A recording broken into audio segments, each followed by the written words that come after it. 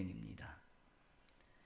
그리고 이들과 관련해서 세 번째로는 이제 우리가 다음 주에 보겠지만 5장 1절에 언급하고 있는 부한 자들 혹은 부하고자 하는 자들을 염두에 두고 들으라 하는 말로 시작이 됩니다. 이런 사실들을 보아 야고보 선생은 이전과는 좀 다른 특별한 주제를 다루고 있음을 짐작하게 됩니다. 그러면 야고보 선생이 들으라 너희 말하는 자들이라고 부르는 자들은 과연 누구이고 또 들으라 부한 자들아 하고 부른 그들은 또 누구입니까? 자, 이런 내용들을 함께 면밀히 살피기 위해 먼저 이 부분의 내용을 간단하게 생각하고 본문으로 넘어가겠습니다. 여러분들 갖고 계신 그 유인물을 참고해 보시고 이 말씀을 함께 살펴보기를 바랍니다. 4장의 마지막 단락인 오늘 본문에서 야고보 선생은 장사하여 돈을 벌고자 하는 사람들을 대상으로 교훈을 합니다. 이들은 먼저 장사가 될 만한 이제 어떤 도시에 가서 장사해서 이익을 볼 것을 말하는데, 그럼 이처럼 장사해서 돈 벌 궁리를 하고 있는 이들은 누구이고 왜 야고보 선생은 그들을 가리켜서 말하는 사람 이렇게 부르고 있는 것일까요? 야고보 선생이 이들에 관해 말하고자 하는 요지가 뭔지는 14절 16절에 잘 드러나는데요, 그들은 내일 일을 알지 못하면서 허탄한 자랑을 합니다. 마치 안개와 같이 언제라도 사라질 수 있는 인생이 언제라도 자기의 뜻을 다 이룰 것처럼 그렇게 호언장담을 하는 겁니다. 근데 15절에서 야고보 선생은 너희가 도리어 이렇게 말하라 라고 흐름을 바꿔버립니다. 13절 처음 이들 장사하는 사람들을 가리켜서 말하는 자들이라고 했는데, 그렇게 떠버리면서 허탄한 자랑을 말하고자 한다면 그렇게 하지 말고 이렇게 말하라는 겁니다. 주의 뜻이면 우리가 살기도 하고 이것저것을 하리라. 이것이 야고보 선생이 교훈하고자 하는 요지가 될 것입니다. 17절은 결론인데 이 결론 부분은 좀 특이합니다. 13절부터 쭉 너희 하면서 너희란 말로 쭉 이어지다가 여기 17절에서는 사람이란 말로 바꿔서 표현을 해요.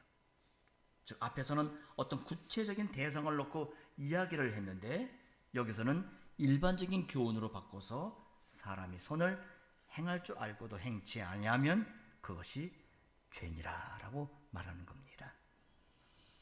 그러면 야고보 선생이 교훈하는 내용을 한 걸음 더 들어가 보고자 하는데요, 13절 봅니다. Let's look verse 13.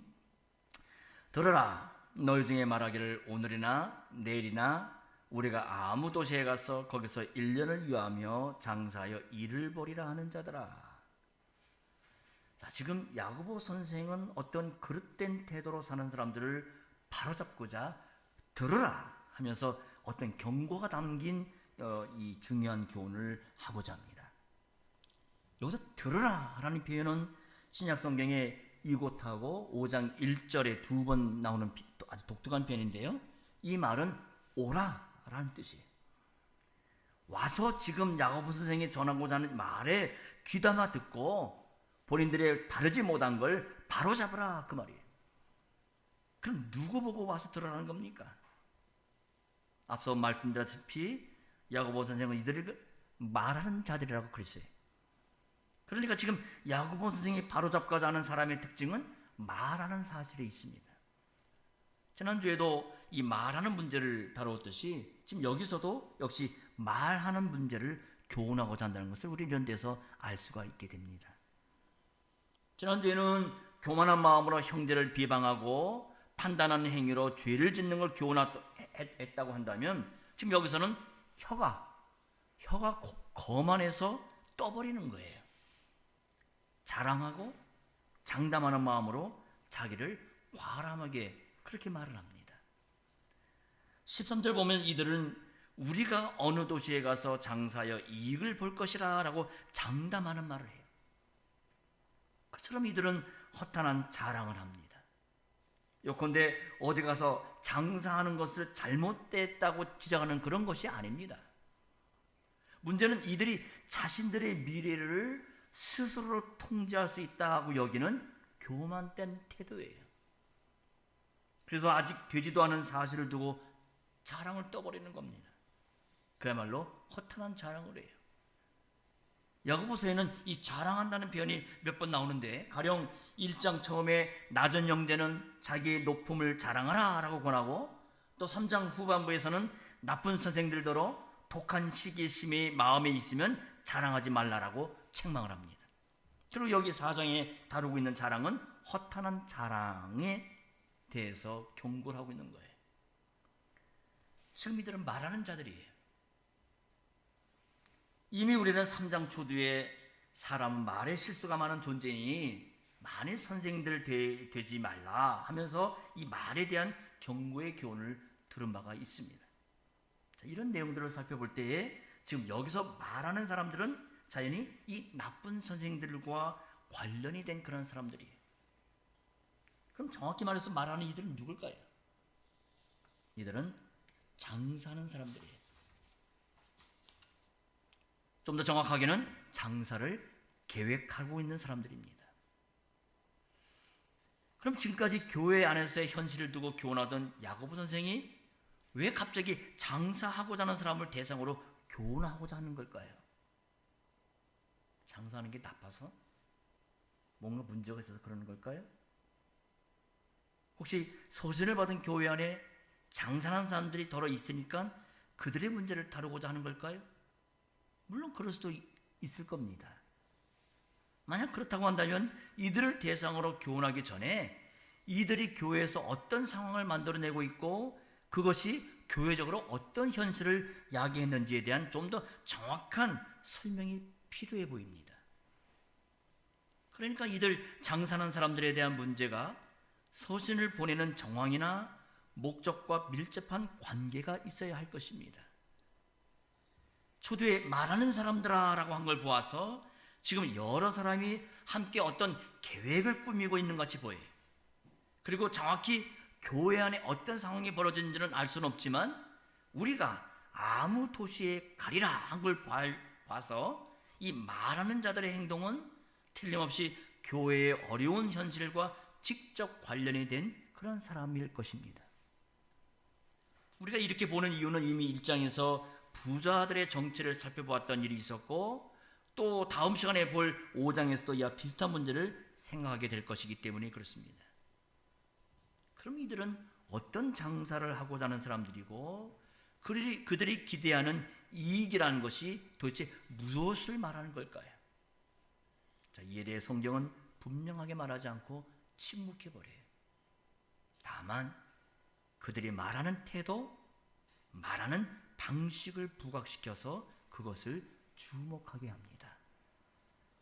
오늘이나 내일 우리가 어떤 도시에 갈 거다.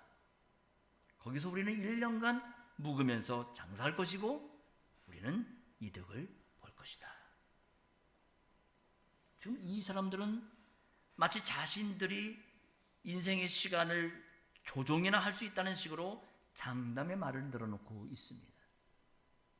그래서 오늘이나 내일이나 자기들이 그냥 마음먹은 대로 언제든 떠날 수 있을 것처럼 말해요. 우리가 누구를 만나거나 집 밖에 있는 작은 어떤 상점에 가서 물건을 사는 것도 마음먹은 대로 되지 않을 수가 있는데 이들은 자기들이 언제라도 마음만 먹으면 사업도 할 수 있을 것처럼 그렇게 말해요.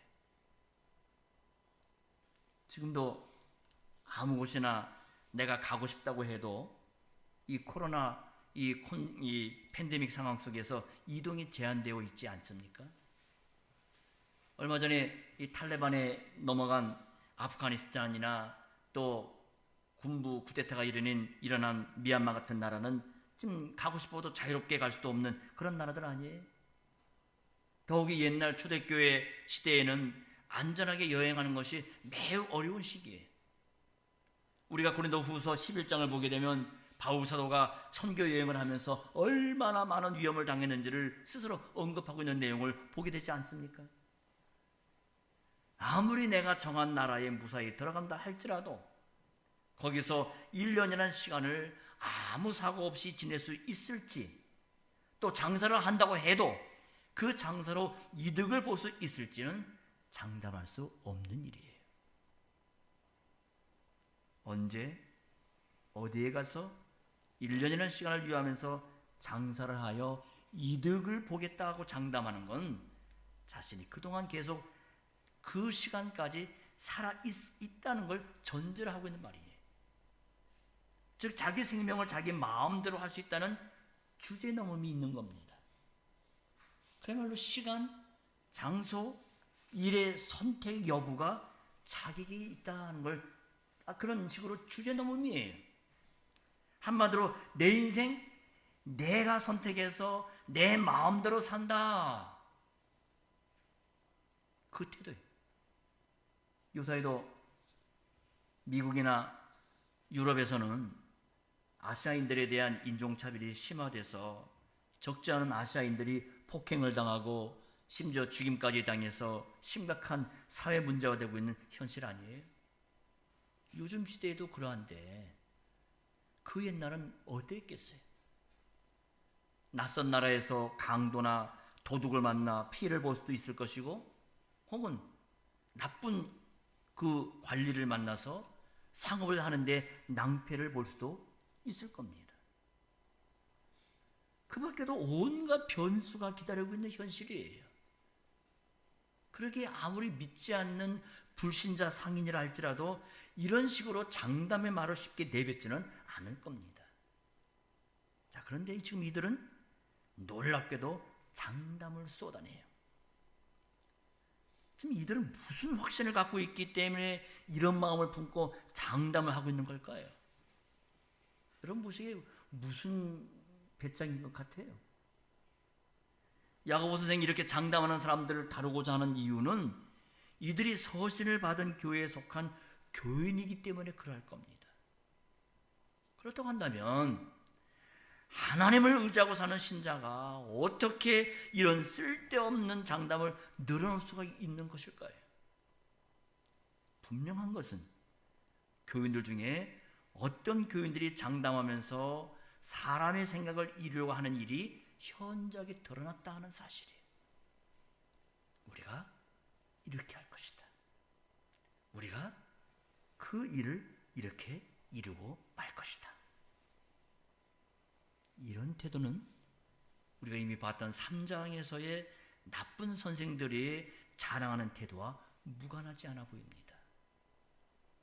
그들은 독한 시기심에서 다른 선생보다 자신이 더 낫다는 걸 보이고자 자기를 자랑하려는 마음을 표현을 했고, 그러다 보니 자연히 하나님의 진리보다는 사람의 생각을 쫓아가게 되었고, 사람의 생각을 쫓다 보니 사람의 힘과 지혜를 의지해서 자기들이 생각한 바를 이루려 하였어요.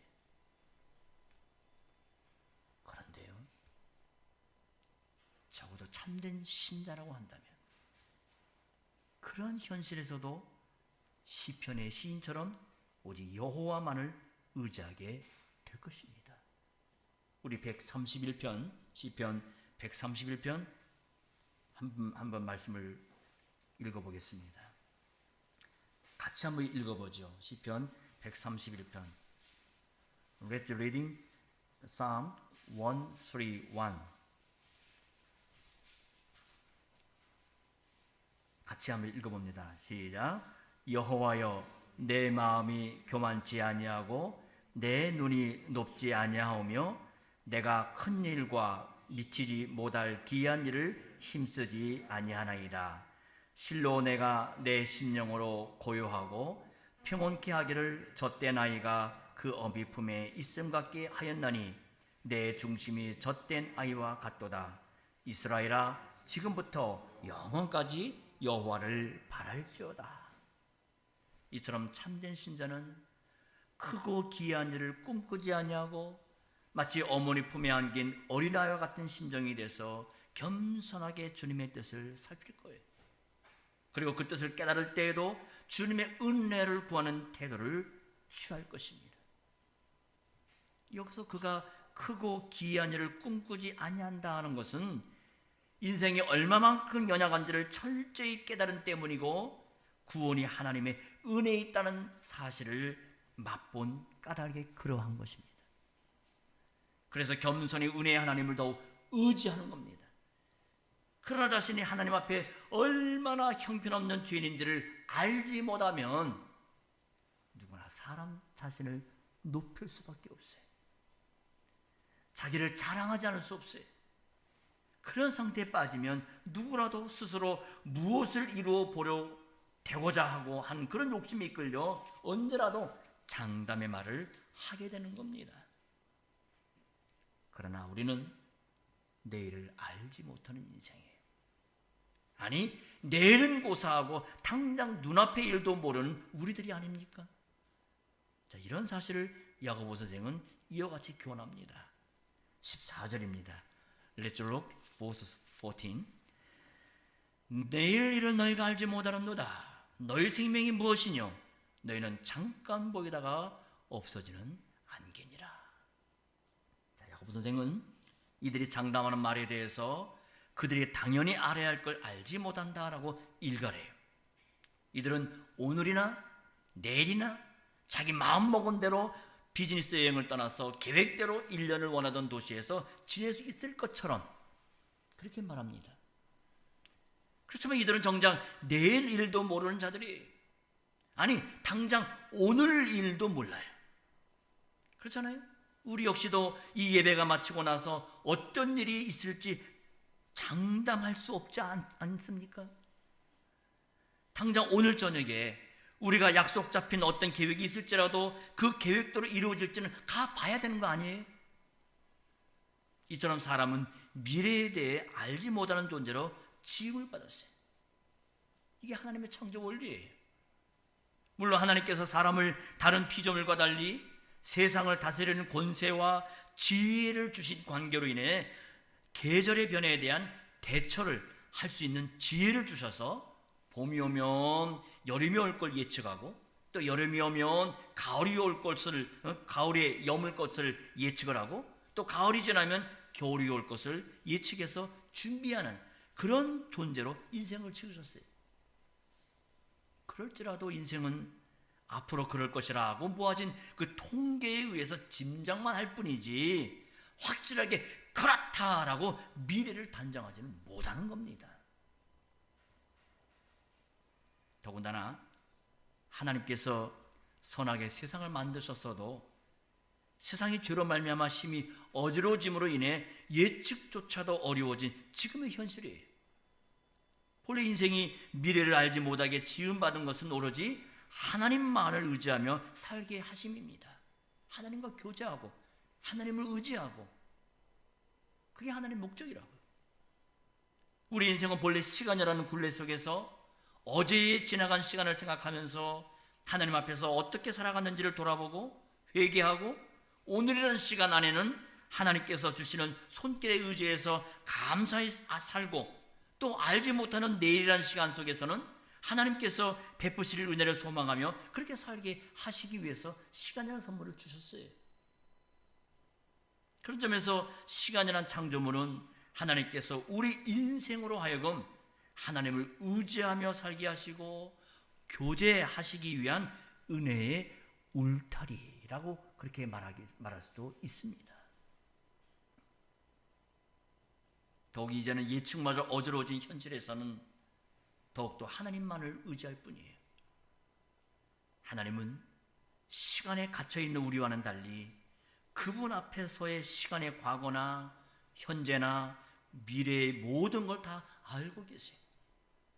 이처럼 하나님은 영원하신 분이시라 시간을 넘어서 계시는 분입니다. 아니 시간을 넘어서 시간을 품고 계시는 분이시지만은 여전히 우리에게 가까이 우리와 함께 하시는 하나님이십니다. 즉 초월하시는 하나님이지만은 동시에 내재하시는 하나님이세요. 그러니 작은 공간에 매여 있는 인생이 어찌 하나님을 가늠하고자 하는 걸까요? 그럴 수 있겠습니까? 한낱 이성의 법칙도 죄로 말미암아 뒤엉켜버려서 혼란스러워하는 인생이 어찌 하나님의 경륜을 감히 논할 수가 있겠습니까? 그러게 인생은 다만 그분의 말씀을 겸손히 들어야 돼요. 그분의 말씀을 듣는 거기서 우리의 뒤엉킨 이성은 제대로 풀려서 움직일 수 있을 것이고, 골방에서 그분의 이름을 부르는 거기서 현실의 뒤엉킨 실타래는 술술술 풀려나가게 될 것입니다. 영원하신 그분이 우리를 만나주시기 때문에 그래요.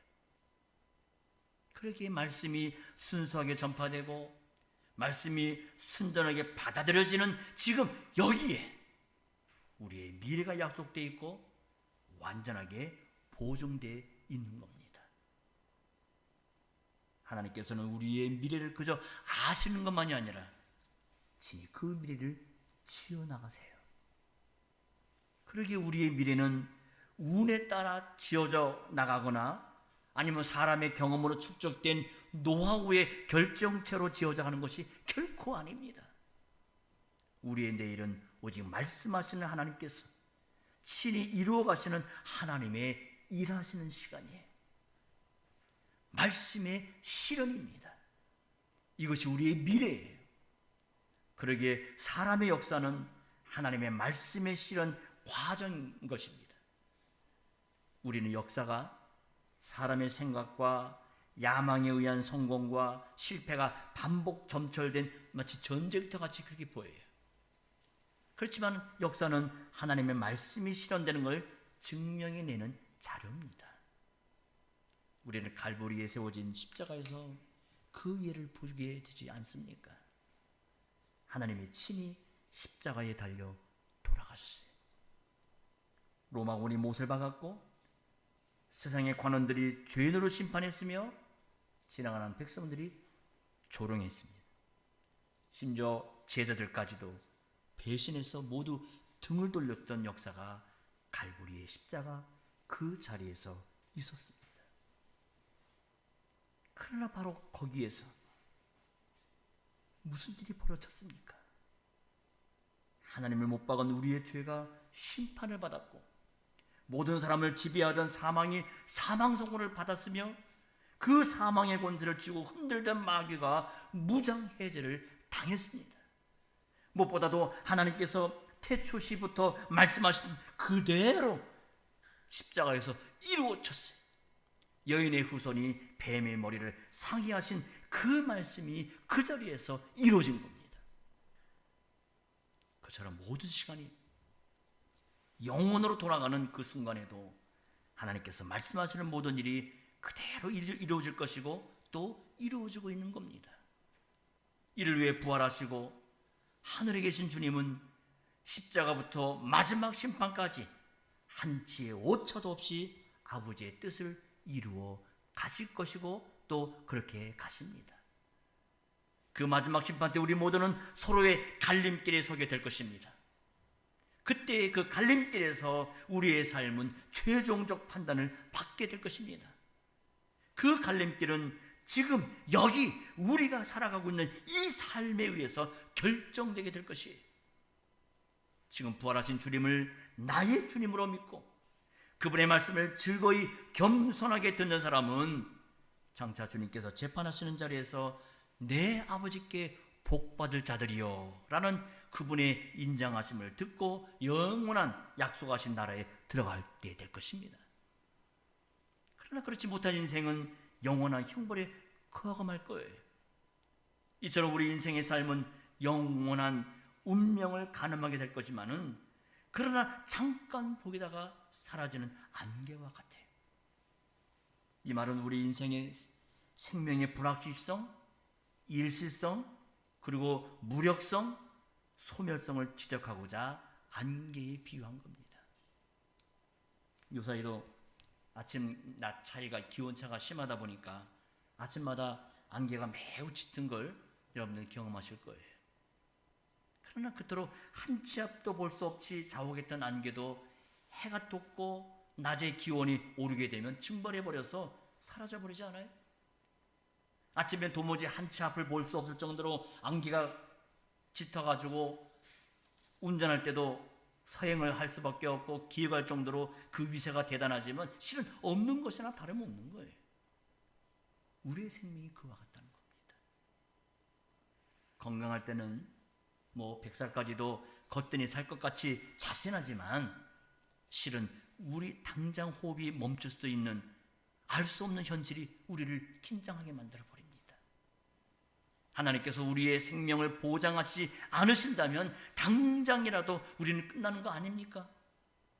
이 짧은 삶에서 우리의 영원한 운명이 정해지는 거예요. 그러기에 기회는 항상 주어져 있는 게 아닙니다. 하나님이 주신 기회를 놓치면 다시는 그런 기회는 없습니다.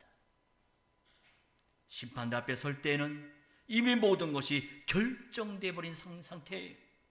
우리의 생명이 끝나면은 다시 기회가 주어지는 저 연옥 같은 건 존재하지도 않습니다. 지금 우리는 오늘이라는 시간을 살아가요. 우리에게 주어진 확실한 시간은 지금입니다. 지금이 주신 기회예요. 그러기에 내일을 장담하지 마십시오. 우리에게 내일이란 모르는 미지의 시간일 뿐입니다. 그러기에 지금 주님을 믿고 그분과 연합해 살고 있다면 우리는 그것으로 족한 거예요. 그래서 생명 자체이신 그리스도 안에서 우리의 삶은 살아가는 의미와 살아갈 이유가 있게 되는 겁니다. 그러면 내일 일을 장담하지 말고 어떻게 살아가야 되는지 계속해서 야고보 선생의 교훈을 듣고자 하는데요. 15절입니다. Let's look verse 15. 우리가 도리어 말하기를 주의 뜻이면 우리가 살기도 하고 이것저것을 하리라 할 것이거늘. 자, 지금 야고보 선생은 안개와 같은 인생을 자랑하고 내일을 장담하는 이 어리석은 사람들에게 도리어 여러분이 이렇게 말해야 된다 하면서 안개와 같은 무상한 삶의 현실을 이 주의 뜻과 연결해 바르게 사는 삶의 태도를 교훈합니다. 앞에서 내일 일을 장담하는 사람들에게 야고보 선생이 교훈하고자 한 것은 그들이 언제 어디에 가서 장사하는 그 자체를 두고 뭐라고 한 게 아니에요. 문제는 시간과 생명이 마치 자기에게 있는 것처럼 착각해서 자기가 인생의 주인인처럼 행세하는 그 방자한 교만을 지적한 겁니다. 여기서 야고보 선생이 너희라고 하는 사람들은 교회에서 장담하는 말을 하는 사람과 관련된 그런 사람들입니다. 한마디로 교회에서 누군가가 장담하는 말을 할지라도 그의 말이 다른 교인들에게 별 영향이 없다고 한다면 굳이 이 서신에서 야고보 선생이 이런 얘기들을 할 필요는 없을 겁니다. 그러나 장담하는 이들이나 그들의 말이 적어도 교회에서 심각한 영향을 주었기에 이를 책망하고 우리가 장래를 말할 수 있는 확고한 길을 제시해 주고자 하는 겁니다. 주의 뜻이면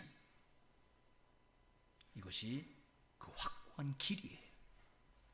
주님의 뜻이면 우리가 살 것이고 우리가 이것저것을 할 것이다 라고 말할 수 있습니다.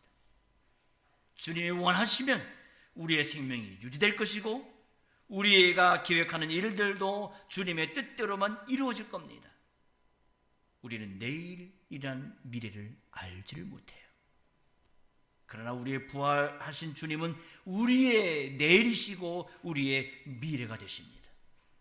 이처럼 우리의 미래는 이미 하늘에 계시고 지금 우리 가운데 계시는 그리스도세요. 골로새 1장 27절입니다. 하나님이 그들로 하여금 이 비밀의 영광이 이방 가운데 어떻게 풍성한 것을 알게 하려 하심이라.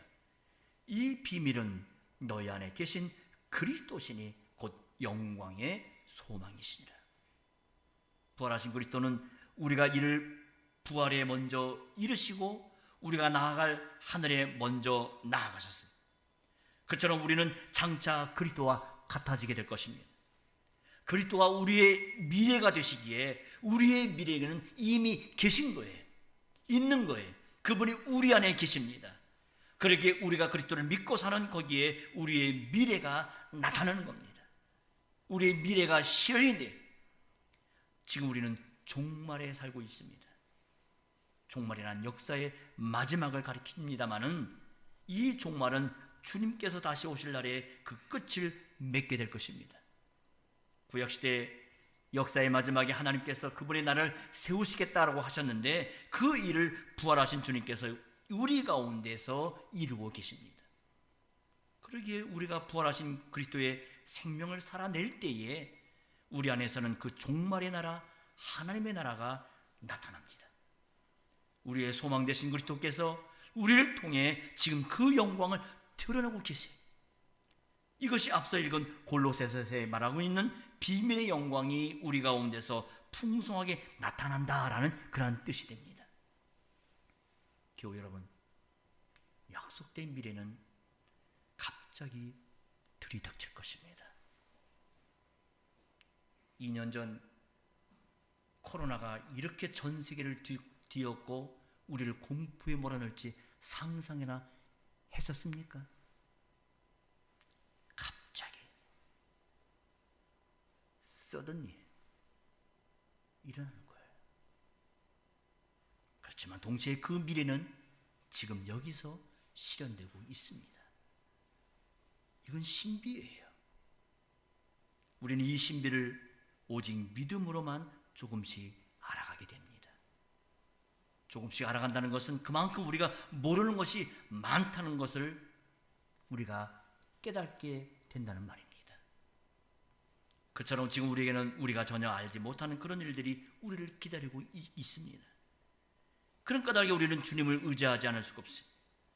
주님께 소망을 두고 의지해서 오늘을 힘있게 살고 내일의 소망을 향해 전진해 나가는 겁니다. 그러므로 주의 뜻이면 우리가 살기도 하고 이것저것을 하리라고 말하는 것은 주님이 우리를 살게 하시고 주님이 우리의 일을 이루신다 하는 사실을 고백하는 신앙 고백입니다. 이 고백은 우리가 주님의 손을 의지해 산다는 뜻이고 주님의 지혜와 능력에 의지해 행한다는 뜻입니다. 그러나 주의 뜻만 알면 그 다음에 내가 이루고 나가겠다고 나선다고 한다면 그런 사람은 여전히 자기가 누구인지를 모르는 사람일 거예요. 주님의 뜻을 구하는 사람은 주님이 그 뜻대로 이루어 주시기를 구하는 사람이지 내가 주님의 뜻을 다 알아서 자기 힘으로 뭔가를 이루어가는 그런 사람이 아닙니다. 주의 뜻이면 이 고백은 오직 주님의 말씀을 겸손하게 듣는 사람에게서만 나올 수가 있는 고백입니다. 이것이 주님의 영광을 본 사람이 아는 비밀인 것이에요. 자, 그러나 주님의 영광을 보지 못하는 사람, 그 비밀을 알지 못하는 사람은 결국 허탄한 자랑으로 자기를 위장할 뿐이에요. 16절입니다. Let's look verse 16. 이제 너희가 허탄한 자랑을 자랑하니 이러한 자랑은 다 악한 것이다. 일반적으로 허탄하다고 한다면 거짓되다, 믿음지 못하다라는 의미가 있지만은 여기서 허탄하다라는 말은 오만하다라는 의미예요. 장담하는 사람들이 자랑하는데 그처럼 자랑하는 말을 하는 그 마음이 오만함이에요. 자기는 정작 높일 만한 일이 전혀 없는데도 자기를 높이는 태도, 이게 오만입니다. 이런 의미가 있기에 우리말 성경에서는 이를 허탄한 자랑이란 말로 번역을 해놓은 겁니다. 무엇보다도 장담하는 사람들의 교만한 태도를 가리켜 이리 말하는 거예요. 이들은 당장 내일이 아닌 1년 이후를 장담해요. 거기다 한술 더 떠 자기네가 계획한 대로 다 이루어질 것이라고 자신만만히 호언장담합니다. 자랑을 해요. 이런 계속해서 자기가 계획한 대로 자기가 살 것이고 자기가 바라는 대로 다 이루어질 거라고 장담하며 자랑하는 겁니다. 주님이 원하시면이 아니라 내가 원하기에라는 태도를 취하고 있는 거예요. 마치 자신이 하나님이 된 거예요. 여기에 사람의 무서운 교만이 있습니다. 한낱 사람이 하나님처럼 행세하는 것만큼 거짓된 게 어디 있겠습니까? 더욱이 사람이 하나님처럼 되려고 한다는 것은 하나님을 하나님 되시지 못하게 막고자 하는 심각한 도전이고 반역이에요. 우리 인간 시조가 결국 이 죄 때문에 멸망한 거 아닙니까? 그래서 교만은 하나님이 가장 싫어하시는 것이고, 그래서 교만한 자를 대적하시는 거예요. 그러기에 아무리 훌륭한 인생을 계획이라 할지라도 하나님 앞에 교만된 건 결코 이루어질 수가 없어요. 우리는 누가복음만에서 대비되는 두 사람을 보게 됩니다. 한 사람은 아주 부유한 농부입니다. 그는 어느 날 소출을 풍성하게 얻게 됨으로 인해서 기존에 가지고 있는 곡간호를 감당할 수가 없었어요. 그래서 그는 기존의 창고를 다 헐고 다시 더 크게 져서 자신의 모든 곡식과 물건을 거기에 쌓아둘 것을 생각합니다. 그리고는 자기 영혼에 말해요. 여러 해 쓸 물건을 많이 쌓아두었으니 그저 평안히 먹고 마시면서 이젠 즐기자, 인생을 즐기자. 자기 인생을 장담합니다. 하지만 이 사람에게 하나님은 어리석은 자요, 비웃으세요. 어리석은 자요. 그리고 그렇게 장담하던 그의 영혼을 그날 밤에 취하실 것을 경고하셨습니다. 그리고 또 한 사람은 이제 막 십자가에서 죽음을 목전에 두고 극심한 고민에 빠져서 기도하시던 주님이십니다. 자신의 능력으로도 무려 12명이 더 되는 청군들을 동원해서 원수들을 등이 제압하실 수 있음에도 불구하고 그분은 그러한 자신의 뜻을 접고 오직 아버지의 뜻에 자기를 맡기셨어요. 내 원대로 마옵시고 아버지의 원대로 되기를 원하나이다. 이것이 주님의 뜻이면 이라는 고백으로 사는 신자의 태도가 아니겠습니까? 그러게 허탄한 자기 자랑은 그것이 무엇이라 할지라도 모두가 악한 겁니다. 타락한 인생은 언제나 자기를 주장해요. 본질적으로 얼마나 자기중심적인지 모릅니다. 그러기에 그 인생에서 주님이 없는 인생은 자연히 자기를 자랑하지 않을 수가 없습니다. 그러나 내일 일을 알지 못하고 잠시 사라지는 안개와 같은 삶을 사는 우리에게 삶이라는 것은 자동적으로 주어지는 연속적 고난이 아닙니다. 우리의 삶은 매일 하나님을 의지해서 그분으로부터 받아 사는 매일의 긍휼입니다. 그러기에 자신의 뜻으로 뭔가를 해볼 것이고 그래서 이득을 볼 것이라 장담하는 자랑은 허탄하고 악한 교만 그 자체일 뿐이에요. 하나님 외에 우리는 자랑할 것이 없습니다. 그러기에 우리는 하나님을 자랑하거나 그분 안에서 자랑해야 돼요. 하나님만이 우리의 전부가 되시기 때문에 그렇습니다. 자, 이렇게 헛단한 자랑을 하는 어리석은 자에 대한 결론을 야고보 선생은 17절에 이렇게 전합니다. Let's 17. 이러므로 사람이 선을 행할 줄 알고도 행치 아니하면 죄니라.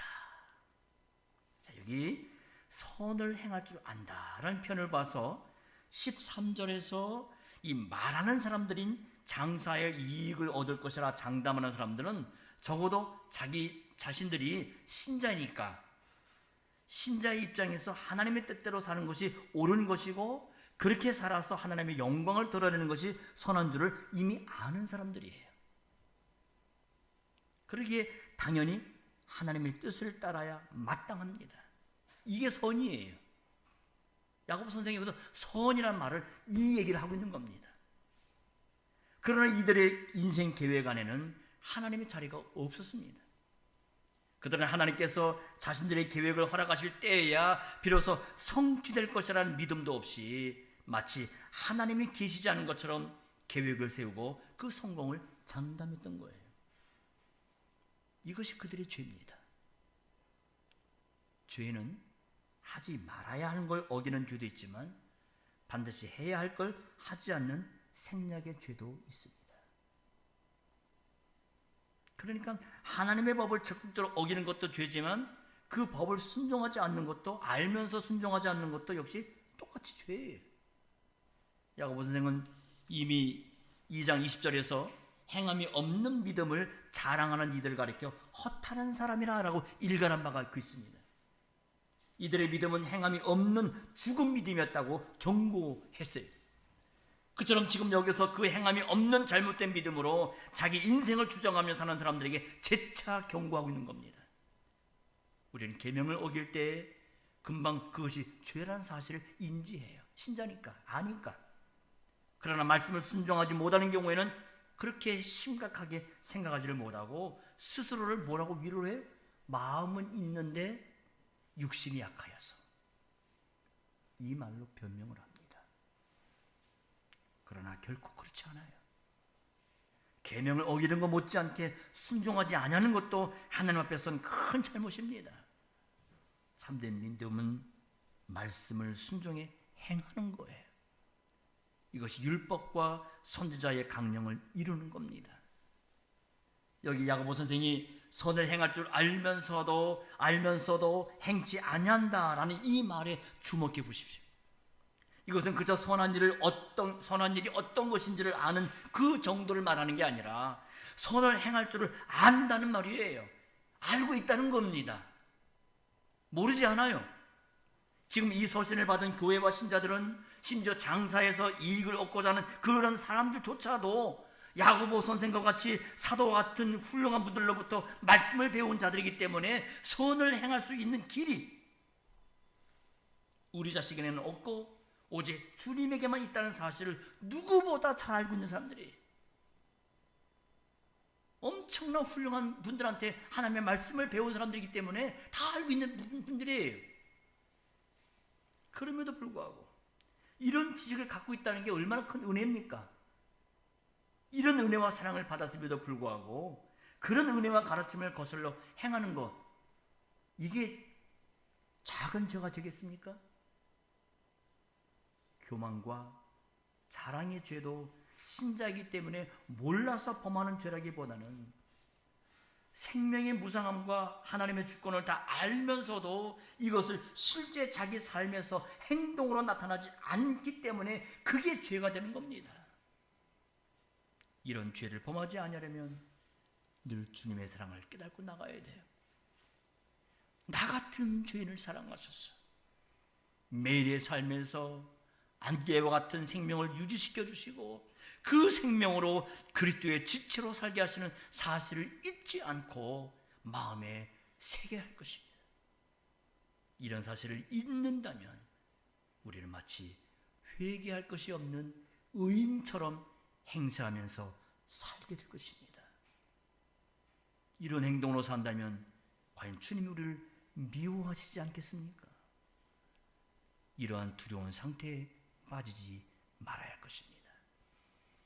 오늘도 주님의 손에 붙잡혀 있는 우리의 삶이라는 사실을 안다면 비록 내일이라는 시간을 우리가 모르는 우리라 할지라도 우리의 매일의 삶은 그만큼 주님이 주시는 평안으로 가득하지 않겠습니까?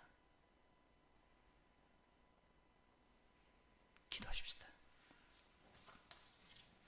걸어가신 아버지, 저희로 이 시간 야고보 선생을 통해 위로부터 오는 지혜의 말씀을 듣게 하심을 감사합니다. 이로써 저희들은 어둠 가운데서 거룩한 빛을 보게 됩니다.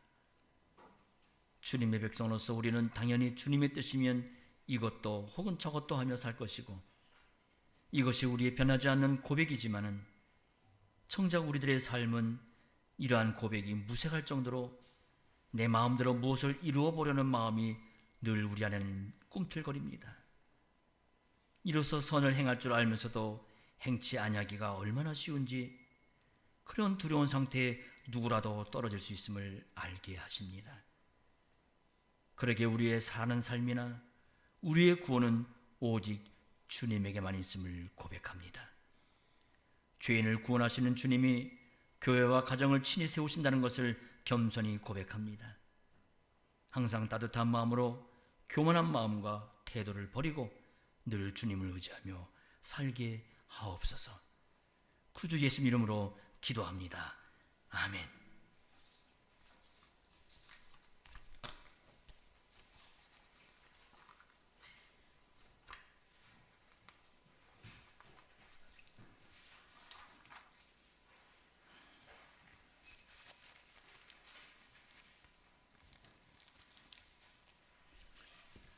통영 1번 165쪽 찬송하면서 축도로 마치겠습니다. Doxology number 88.